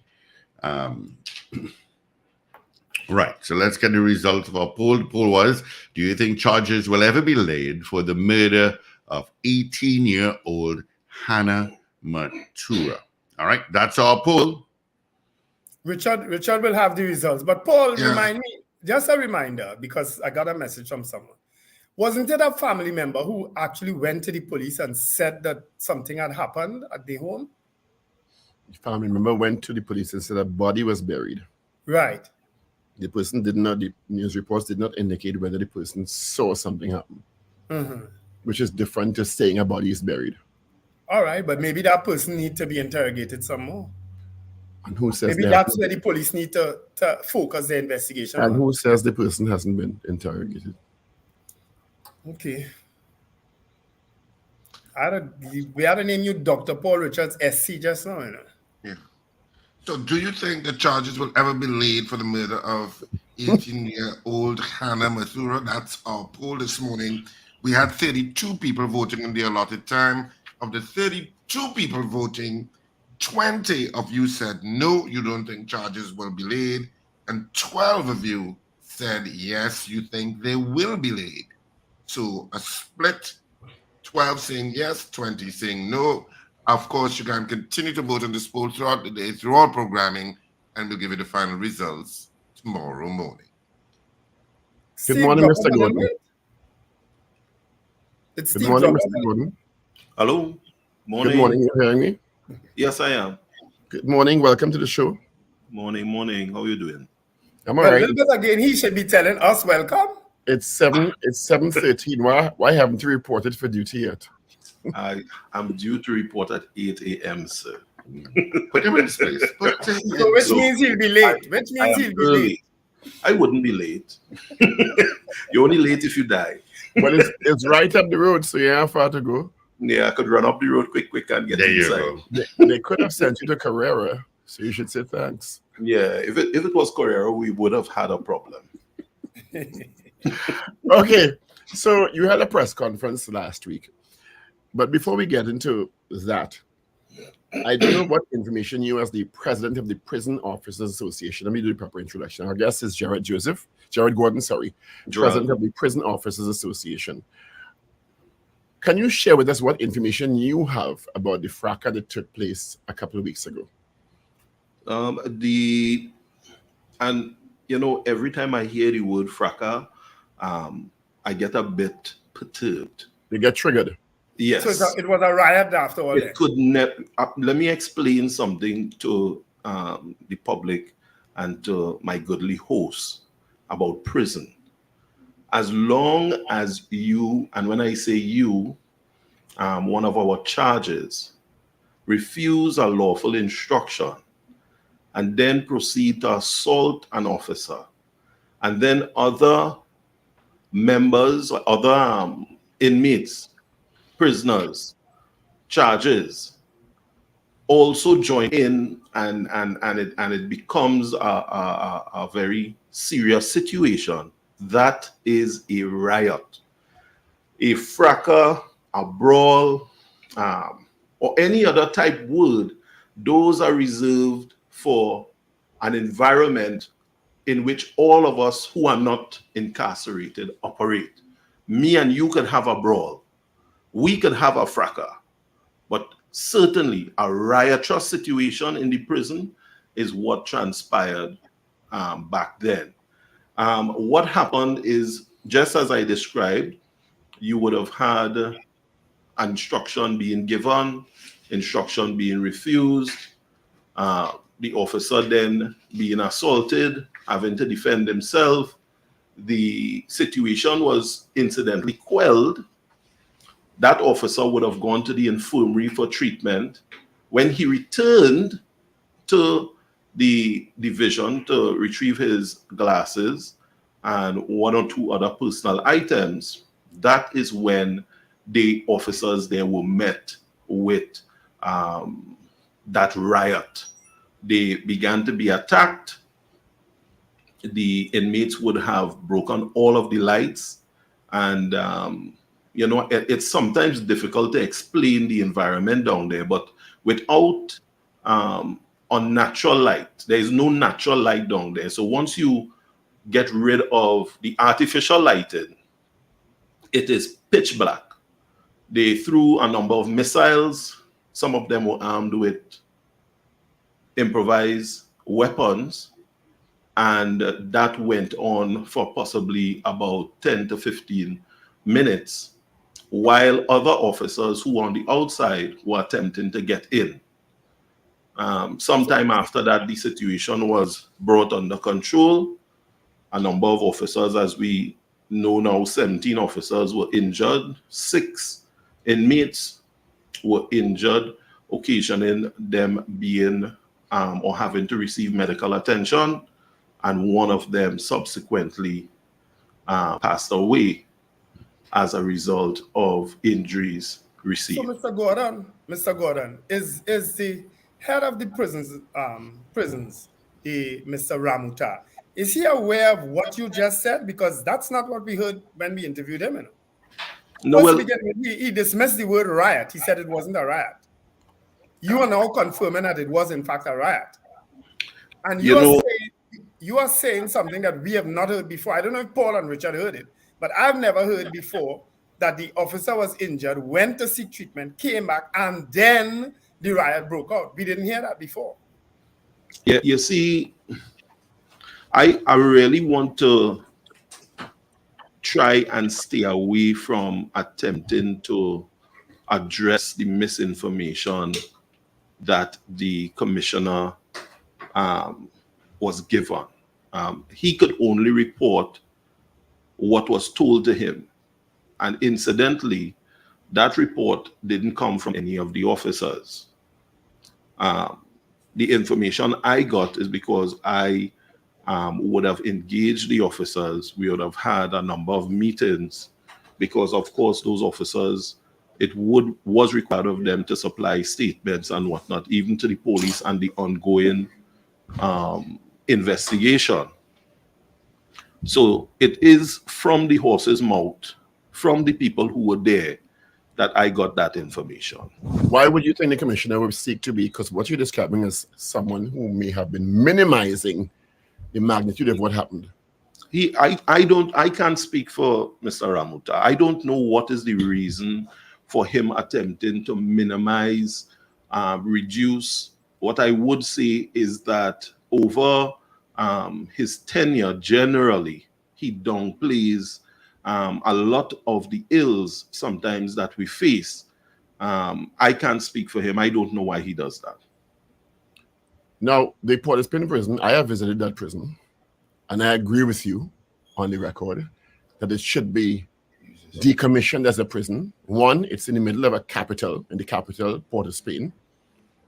Two, it's a building that has been there for, 200 years, 150 years, 100 and something years, and certainly not designed for modern day incarceration and management of inmates because of the condition of the cells and the limitations structurally to manage a modern day prison. Would you agree with that? Of course. And just to give a little history, that structure that we see there, I think it was 1802, there was a fire. That structure was designed to house slaves. If one does a little, just a little check-in, you would realize that that entire area of northern, if we want to call northern Port of Spain, was cocoa estate. Those cocoa estates ran straight up into Maraval and all that area. So the Mocha, all those areas were cocoa estates. The inmates, not the inmates, sorry, the slaves were held in that structure that we now call the Port of Spain prison, the Royal Goal. After the fire in I think it was 1802, I stand to be corrected, And then subsequently, I believe our last slaves were in, I think, 1838 or somewhere around there. And even still, when you look at the Prison Service Act, it is the 1838 Prison Service Act. That structure was never designed, and you're totally correct, Mr. Richards, that it was never designed, of course, certainly for modern correctional activity. What is worse, and what brought this to the fore for us? Because some people are saying, so why now? Why y'all now talking about this? The fact of the matter is, after that riot, after we recognize that there are a number of security implements that are currently compromised, after realizing more than ever that the structure, that structure that is just over 200 years old, is certainly crumbling, after the OSH board would have sent their inspectors last year, and the resulting report, it is clear to us that that facility is a major disaster looking, or that is going to happen in that facility. It is not a matter of if it's going to happen, it's simply a question of when. And I don't know what somebody pushed back, based on the statements that I made. I find it a bit strange when we speak about caring about the public. We are in the capital city of Trinidad and Tobago, notwithstanding that when that was built, the capital was not Port of Spain. The capital sort of built up around what was existing. And there seems to have never been any assessment. Is it really serving the purpose that we need it to serve? Are we able to meet our mandate? When you talk about programs, if you see the programs room at Port of Spain Prison, it's a small little room. And I mean, if we are really looking at being forward thinking, if we are really thinking about public safety, then we have to understand that this relic of the past, it certainly needs to go. It needs to go sooner rather than later. And we have options available to us to ensure that even if we have to scale back operations, which is we remove all of the remandees, and we only keep a small number of convicted individuals at that facility, we keep the condemned at that facility, it is going to be so much easier to manage. It is not going to present the clear and present danger that it currently presents to the public of Trinidad and Tobago. I spoke about 2015 and that daring prison break, and I am saying that with the advent of drones, the fact that, and let me share this with you, gentlemen, on that same Thursday that we had that press conference, not even possibly an hour after we completed, someone was attempted to push things through the southern gate of that prison, and it's whoever it was left a box on the inside, possibly one of the inmates, and so to hide the cigarettes and what thing that were being pushed through the gate. You see, these are the things that we don't hear about. And if it wasn't for the vigilance, I guess, of probably one or two officers who probably saw something strange, reported it, and they were able to get those items. And this is in broad daylight. So what is happening in the night around the prison? We spoke to the Commissioner of Police about some of the security arrangements on the outside of the prison. And we see within recent times, someone was murdered right at the corner of New and Henry Street in Port of Spain. That is, if you know where the prison is, you know that is a stone's throw away. Another inmate would have, well, let me not say inmate, he would have gotten bail, and he was shot at on New Street upon leaving the prison. We had our officer, Mr. Buduram, who was murdered on Frederick Street, in traffic going down there past CIC. So I don't know what we are waiting for. And we had other officers who were shot at on Frederick Street. The fact of the matter is, if we are being truthful, if we are being honest with ourselves, this is not about building hotels, as some people, and always prison is not a hotel, and that archaic, foolish, backward way of thinking. The fact of the matter is that if we are to achieve our mandate as the Trinidad and Tobago Prison Service, and one of our main mandates, besides the rehabilitation and reintegration efforts, is to address the serious concerns surrounding public safety. If we are to meet that mandate, I am saying without hesitation that we cannot continue to do that in the capital of Port of Spain. Mm-hmm. But also, Gordon, that issue of removing the prison from Port of Spain, that has been recommended before. I remember years ago that has cropped up as a matter of discussion with politicians, but politicians just don't seem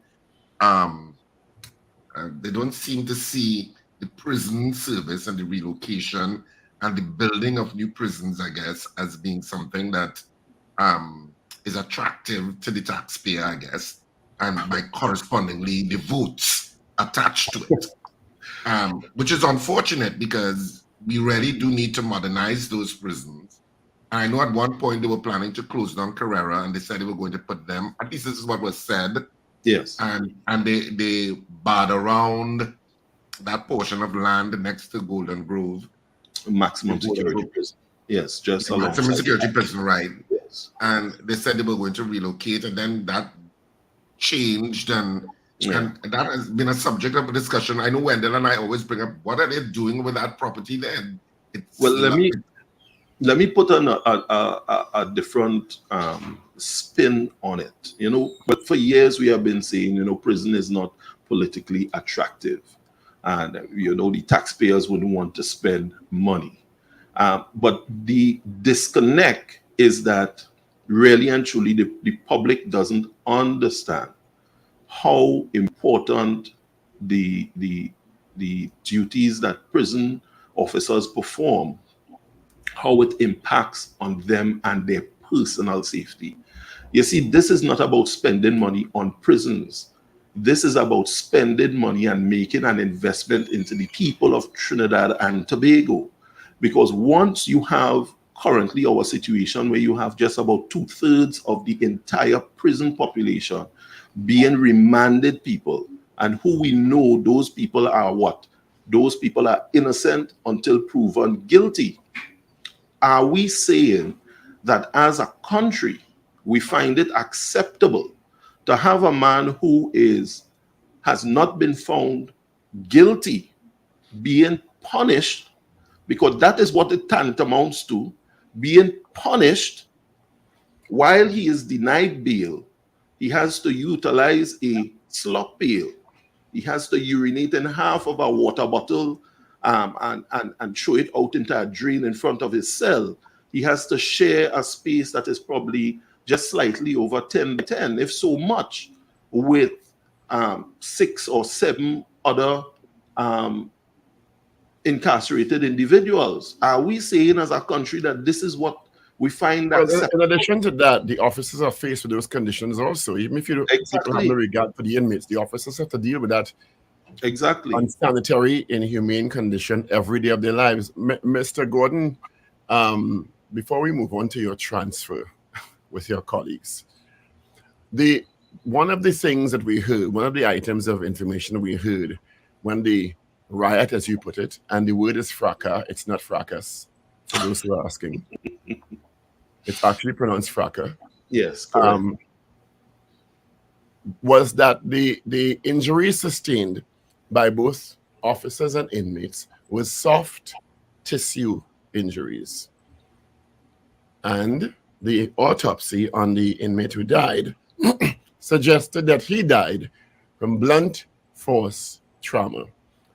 Any comment on that?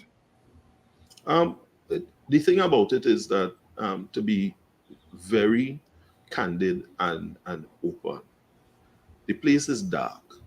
You cannot see. Missiles are being thrown. Threats are being issued. You don't know who is hitting who. That is why I am anxiously awaiting the outcome of the investigation into what really or who really caused or delivered those blows. How are we? You see, we have to be very careful. And you talk about soft tissue damage and whatnot. Some of the officers have lacerations on their hands. You see big chunks of flesh out. We had one officer. We spent $21,000 we would have given to a dental clinic because he received a blunt force to the face, and it's lodging those teeth to the front of his mouth.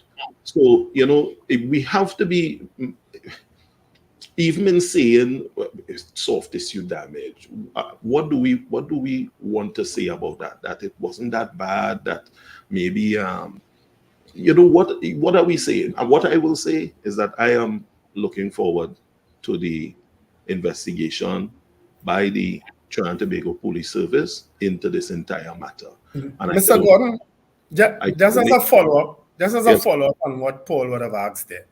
Yes. Why is it so easy to first break the lights in the prison so that the place becomes completely dark? Is it that the lights are not recessed, or is it that they are so accessible that the prisoners themselves can break these lights? And and a second part of that question, is there no facility for artificial lighting so that you could put it on immediately? Why would a riot be allowed to take place in complete darkness for, as you say, 10 minutes? Okay. You remember we were discussing earlier about when this facility was built. Mm-hmm. Remember we were saying earlier too that it is not a modern correctional institution. And as such, the prison service cannot take advantage of modern correctional infrastructural design. So when you speak about recessed lighting, those things require retrofitting. The prison was never designed as a prison. It was turned into a prison after a fire 200 years ago. So that retrofitting is something that would happen based on people. And there's another thing, is a kind of issue for me.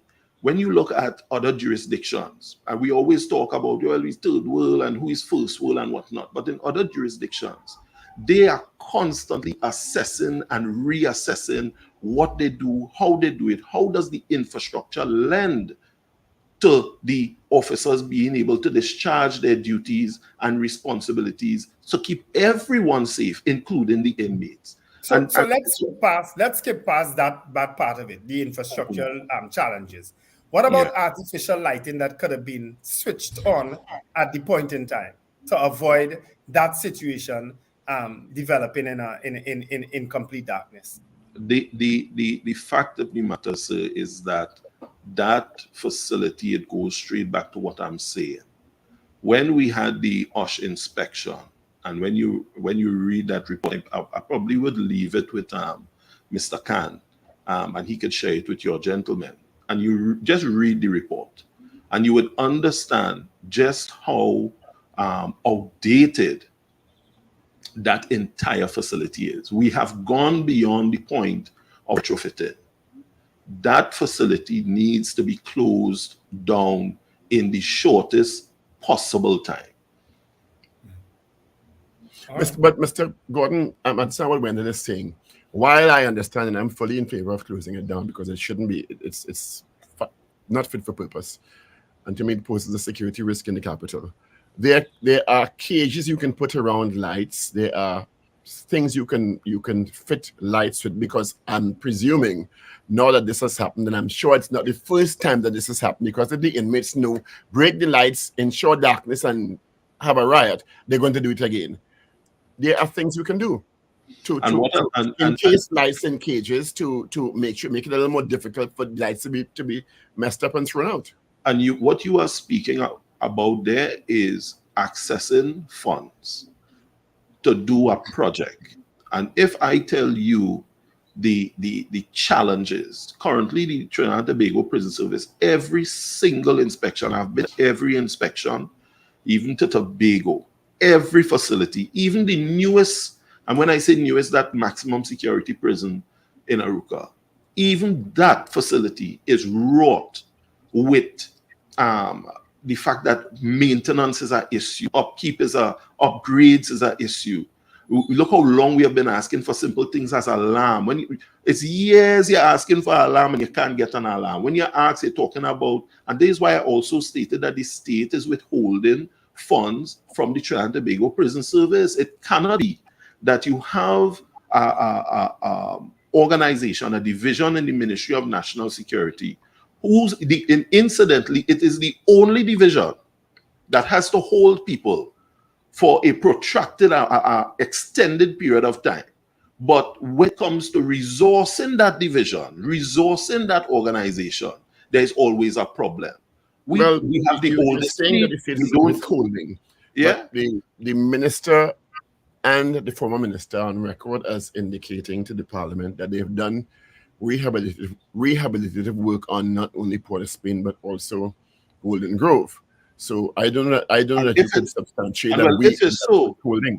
Well, if it's so, then we shouldn't have a problem with not having those lights in cages. But the lights is one example, and they said they've done other work on the prison. They have not. They could say that, but the proof is in the pudding. If they have done so much work, then when I share all of the OSHA reports with y'all tell me what work they did. We'd appreciate that. Let's move quickly because we're running out of time. You had a press conference last week. And I don't want you to because your boss coming up after, and you go say you're on radio and you wish to work late. You had a press conference last week, Thursday, and you've been transferred now with over a dozen other officers to the Port of Spain prison. Someone sent a message earlier and said, well, the transfer, because we asked the prison commissioner last time we spoke to him if there was a staff issue at the institution, and he said no. He didn't seem that didn't seem to be the case.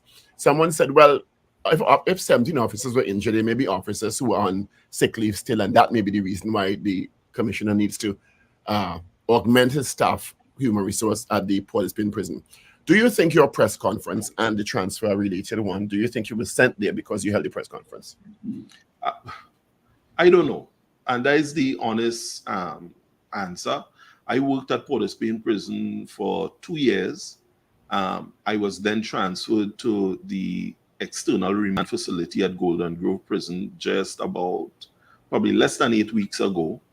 And now I am transferred back to Port of Spain effective today, which you all will not make me late, Mr. Richards. But so I don't want to say yay or nay. As a prison officer, I have my duties and responsibilities. The issue for me is the manner in which the transfer is done. It's not in alignment with what is written in the public service regulations. So I am not. What does that mean? What does that mean? What are the issues that you have with the transfer? No, well, they talk about giving notice after 30 days and all of those sort of things, and they talk about exigencies, and they talk about if you taking up a position of somebody of same rank, meaning if they move in somebody. They talk about all of those things. They talk about the fact that once transferred, and if you want to challenge it, that you must take up the duty, the transfer, while the matter is being addressed. So I am here at Port of Spain prison. I am going to do what I need to do as a prison officer. And I don't really have any issue. Are you going to challenge it? Are you going to challenge it? Aren't you, Mr. Borden? So you've been victimized, aren't you? Yes. Are you going to challenge it? No, I am challenging the procedure. I am not challenging the posting. I don't mind working at Port of Spain prison with my members and officers and co-workers. That is a non-issue for me. The issue is that transfers have been weaponized in the Trinidad and Tobago prison service. And we have a number of issues that we would have carried for the courts in relation to same. One being, I know you all would have saw, I don't know, that whole issue of the bed issue, and if you could have a bed and officers being transferred. We have issues where an officer working here today and then boom, they tell him report in Port of Spain tomorrow. So I have been laughing and saying, I've often told the officers, even before I left to go up to the remand, that Port of Spain is becoming the land of the bearded warrior. Siberia. Siberia. So you know, sometimes it's perception, and it is perceived to be a punishment station. I am neither here nor there. I am a prison officer. As we let you go, one final question: can you give us a status update on the safety issue regarding officers? Unfortunately, in the last couple of years, officers have been continuously been threatened, and officers have been shot at, and officers have been killed. Is that still an ongoing concern for the association? Certainly it is, and our actions and support to the state, because we would have sat when Mr. Alwari was the Attorney General. We went through a whole process over a few months, and we would have had some amendments made to the Prison Service Act. Incidentally, not incidentally, but thankfully, that also extended to the police service, immigration, license officers, and the whatnot. We do have an active matter in the court. It's just about 10 years old. And we are at the point where we are hoping that the state does the right thing. We would have given what our settlement position is. I don't think that they believe that they could win this matter, because truly the state has... But if it's before the court, let's not discuss it. Yeah, let's not discuss that. Right? So officers are still under threat. Yes, they are. Mr. Gordon, thanks again this morning. We want to let you get outside and drive up the road. Yeah, next thing you know, you get on the traffic. Run up the road. Yes, you can take a nice jolly little stroll. And don't be a stranger. Thanks for being with us this morning. Sure, thank you. All the best to you. Thank you so much. All right, have a great day. All righty, all the best. All right. Of course, that Run for your boss now. Are we having the commissioner on now? Yes. Well, he had a... Well, I'm sorry we couldn't have them both on at the same time. No, I didn't want to put the man in trouble. You mean that cause another riot? And then he get transferred to Siberia. Oh gosh. Well, he has confirmed what was first reported, that it was exactly. It was a riot. It turned into moved from riot to fracas to brawl to disturbance, all kind of fancy words we get after. But it was a riot.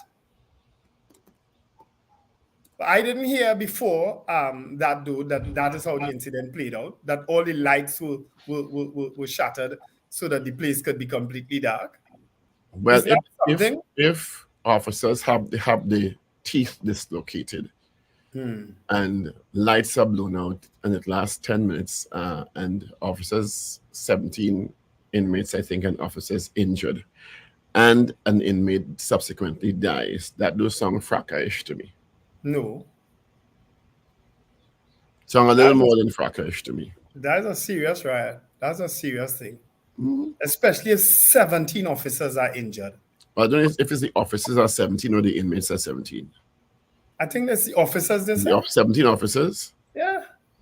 I'm not sure. Wow.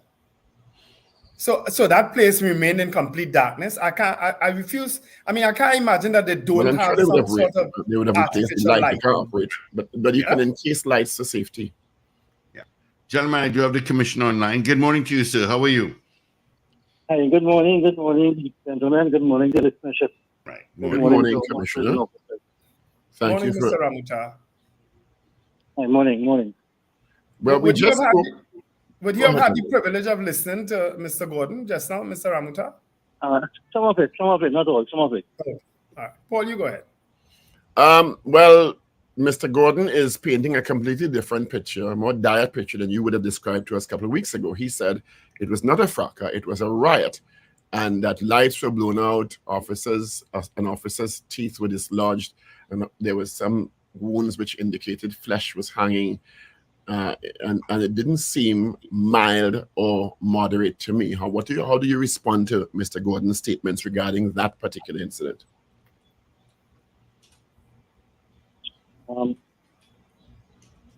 Those injuries that were described by Mr. Gordon, it's the first time I'm hearing of that flesh hanging out. I have had my infirmary department working closely with the officers. So I'm saying this is the first time I'm hearing of that type of injury. I would have informed me about 2 officers who were injuries of concern. But it's the first time I'm hearing of flesh hanging out. Injuries of concern. So you have not had medical reports, but they may be private, shared with you regarding the nature of the injuries your officers sustained since then? You see, the officers have been on sick leave since the incident, right? I have made attempts to meet with them, but the POA have always put obstacles in place. Even to get them to give reports to the police was a big challenge. Mr. Ramata, one of the things Mr. Gordon said is that your information, the information that you came forward with, was not provided by any of the officers, but by someone who would have gotten a report or like a third-hand report. Can you confirm that that is in fact so? I can say to you that the officers who are on sick leave have not submitted any statement to the prison authorities as yet, and that's totally unfair and unfortunate. My information is based on other officers who were there who did not take sick, or who would have. Well, the city information is also preliminary. So until I can get statement from the officers, I cannot submit something as official. So would you agree that it was in fact a riot at the prison that day? Well, Wendell, the choice of words will depend upon the severity of what happened. So I heard you making fun of the choice of words a while ago.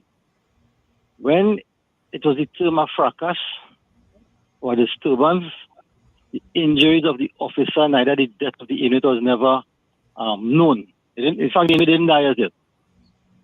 So as more information coming out, it would show that it was of a more serious nature what happened. So would you like to revise your classification of what happened now?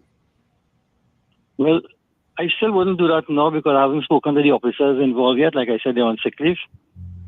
And I wouldn't choose a word right now. I'm not going to let you put me on spot here to make a decision whether it's a fracas or riot. I am not putting you on spot, so I'm asking a question. Yeah. Commissioner Ramucha, tell me something. Is it the conversation seems to suggest that there is some disconnect, and you can correct me if I'm wrong, disconnect between the leadership of the prison service and the Prison Officers Association. It seems as if it's the relationship is not very communicative, or that it's a little hostile. Would that be a fair assessment, or is it that you already have a good working relationship with them? No, it's hostile. That is the fair assessment. It's very hostile. And all have been generated by the POA. I was a POA executive, a second vice president for 6 years, elected unopposed after 3 years. So I know the full workings and the ramification and the benefits of the POA. This present executive, well, not Mr. Gordon so much. Mr. Gordon became hostile within the past few months. This present executive have taken adversarial techniques to get things done for the officers. And if they were more intelligent, they would know that to get benefit, to get improvement for your officers, you don't start off on a hostile note. You are not a trade union. You don't attack the government. You don't attack the minister. You don't attack the commissioner to get things done. You sit down around a table So perhaps where you are now in attacking, you can say, well, listen, we tried all these alternatives and it wasn't working, so we had to resort to this forum. I have dozens of letters from the General Secretary, and almost every letter, it's insulting, it's degrading and attacking me and my office. How could you want change, discussion, or collaboration with that method? This was discussed and exposed to Mr. Gordon. Like I said, Mr. Gordon shared a similar view that I'm expressing to you now some months ago. In fact, January 25th, he was at my office with my 3 deputies, and he was just as concerned about the General Secretary apparent individual actions.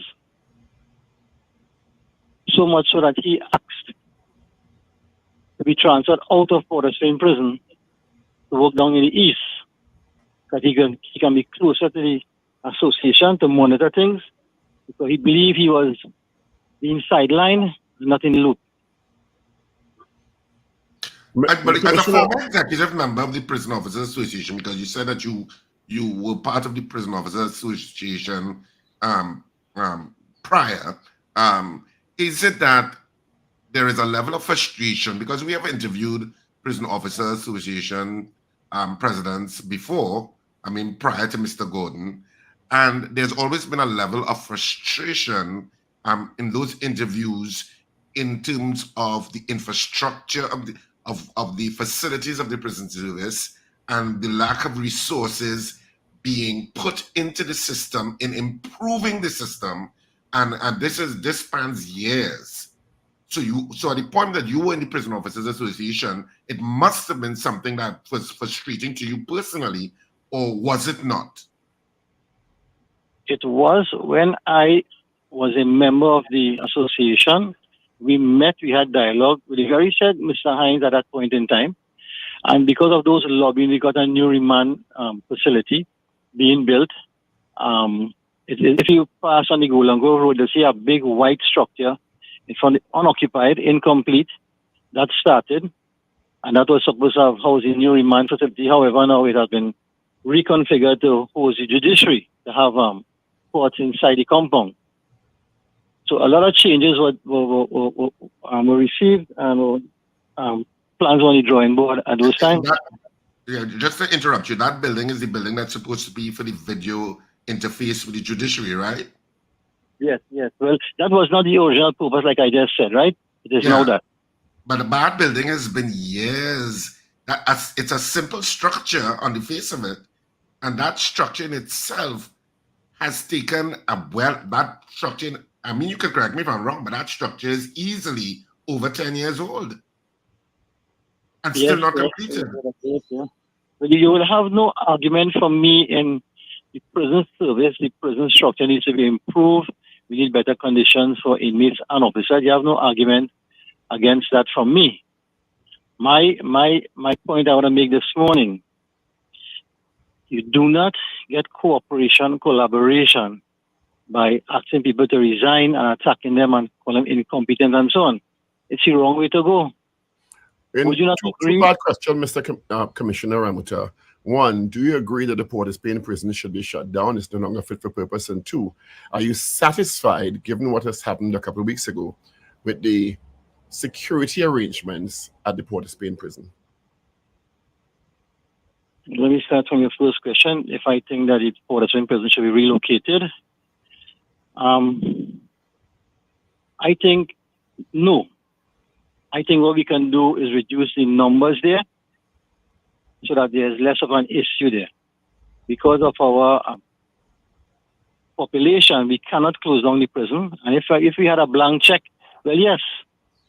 But Port of Spain prison can serve its purpose.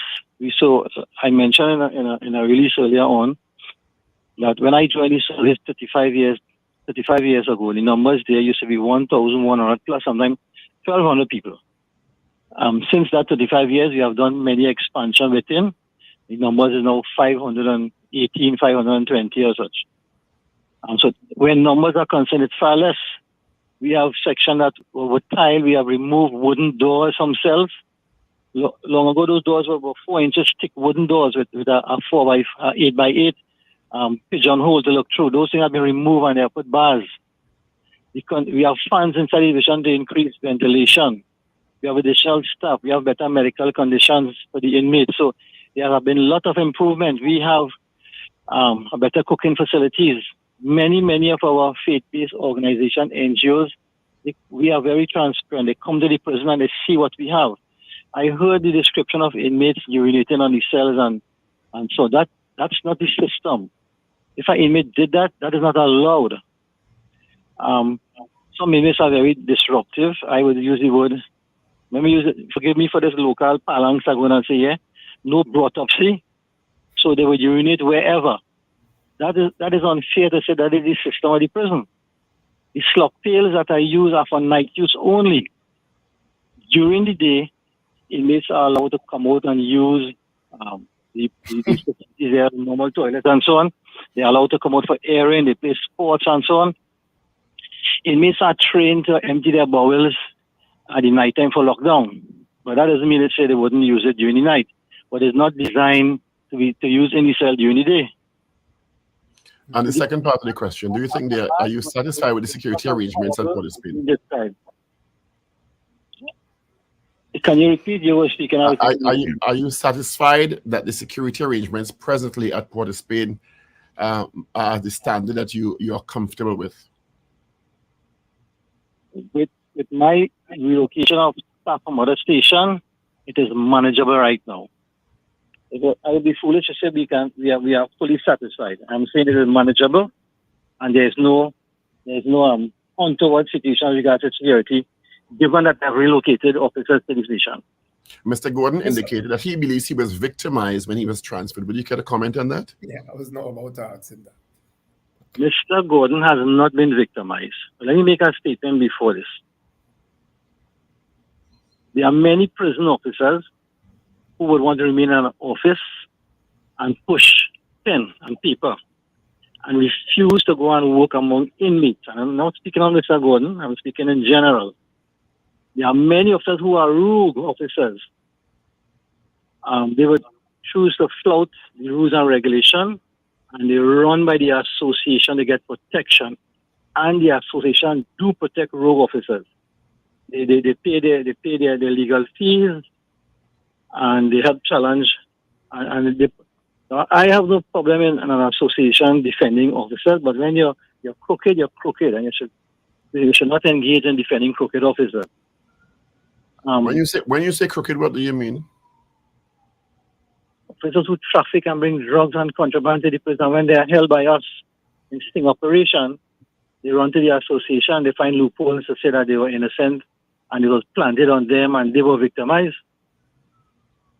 Since the situation there on the 26th of March, I had to relocate staff to assist. So I can say now, over 125 officers were rotated. Rotated means you come and work at duty, you go back to the station, from our station, you come and work another duty. And there have been about 24 who have been transferred to Port of Spain prison to make up the shortfall of the officers who took sick and to even add to the staff. Now, I want to say something here that you all didn't ask about. I went into the prison, Port of Spain prison, and spoke to the majority of inmates who had engaged in, if I use, and Wendell would riot, or use another word, the fracas. And I had dialogue with them. And they are they are very remorseful for what happened. And they promised to me to get back to normalcy the very next day, and they kept to that promise. The Port of Spain prison is running smoothly. There is no security issue as regards to the inmates. What we have is the inmates getting curtailed in the airing time, and some of the activities had to be curtailed or shortened, privileges and so on, because of we want to maintain that standard. Because the POA is keep adding fuel to a spark. Why are you adding fuel to create a fire in the prison? Mr. Ramuta, I have to tell you something. Let me finish, please. Can I please finish? Yeah. The commissioner is on the ground with inmates. And I am doing my best, and I am achieving success in keeping calm among the inmates. When the POA go on a rampage and talking about sick leave and keeping this issue alive with the riot and giving the inmates an impression that they're out to victimize them, that's not healthy. That is causing disruption to the service. Well, it's a compliment I have for you, Mr. Ramuta, because I find it's about time we have a head of the prison service come and say it exactly as it is and put some of the blame exactly where it belongs, with the prisons officers themselves. We've never had that before. You just said it about the prisons officers who are trafficking and so on. We don't get that. So it's about time that is done, and put it on the table and fix it. Right, and you see that situation, that fracas that took place, it could have been better managed by the officers. Now, the POA know who is guilty, you know. It's just that they can't come out and talk it public, and I wouldn't say it at this point in time, but it could have been managed better by the officers. When you say guilty, what do you mean? The officer, I am saying right now, if you listen to the POA, the inmates are the one being blamed totally. And they are wrong for what they did, but it could have been better managed and it would not have reached that situation. How can you make that assessment, though, if you haven't actually spoken to the people involved in the incident? We just said I spoke to officers who were not on sick and who were there. Now, these were officers involved in the incident? The POA identified that there were stones and so on were thrown at officers, right? How did those stones and so on reach inside the prison? That many officers there were not searching. They expect the commissioner to come and search and sanitize the place. So are you saying there's a breakdown in the execution of duties to some level by officers or by some officers? By members of the Prison Officer Association who refuses to deal with these things. Why don't they go on the campaign and ask officers to be more diligent, to adhere to the rules and regulations, do searching, to have a proper dress code, to look the role like an officer? Now, let me give you a little something here, Wendell. I'm agreeing with you, Mr. Ramuta, in what you're saying so far. I'm not giving you something here. I think you'll agree with this too. Inmates who live the criminal lifestyle, when they're lying on the block, and someone who looks like them, with their pants below their bottom, tattoo, earring, unruly hairstyle, gives them talk, they'll give them back talk, right? When an officer looks like that on the job, and they try to correct a prisoner, what are you going to get? Not opposition? So are you saying that disciplinary issues involved in officers that are not being addressed by the administration and the association? I am saying this commission is trying to get it addressed, and I'm losing matters in the court because they find loopholes to win the matter. The POA, they support unruly behavior by officers. Well, I'm telling you all the time, but thank you for taking time to chat with us this morning. We appreciate your time and your contribution. We will get back to you. Let me end up by saying I want to compliment the hard-working officers who is on duty right now, taking up the slack and love the job, love inmates like how I love inmates, and love the colleague officers too. Hats off to the officers who are on duty right now. Thank you so much, Mr. Thank you so much. Thank you, Mr. Ramuta, for being with us this morning on the Power Breakfast Show. It's about time a commissioner of any division call a spade, that we have a problem there.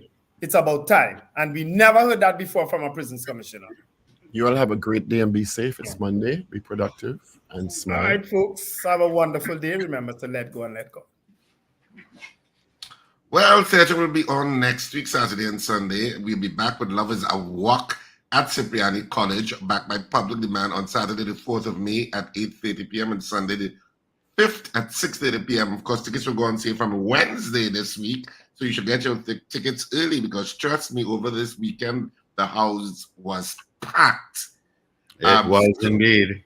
Yeah, so, because Steve was there, so you could get your tickets early when they come out on Wednesday. Online sales are already available. So have a fantastic day. You can check RR Productions Theatre Facebook page and Instagram for more information. Have a great day. Remember to smile and laugh in spite of everything because it's great for your health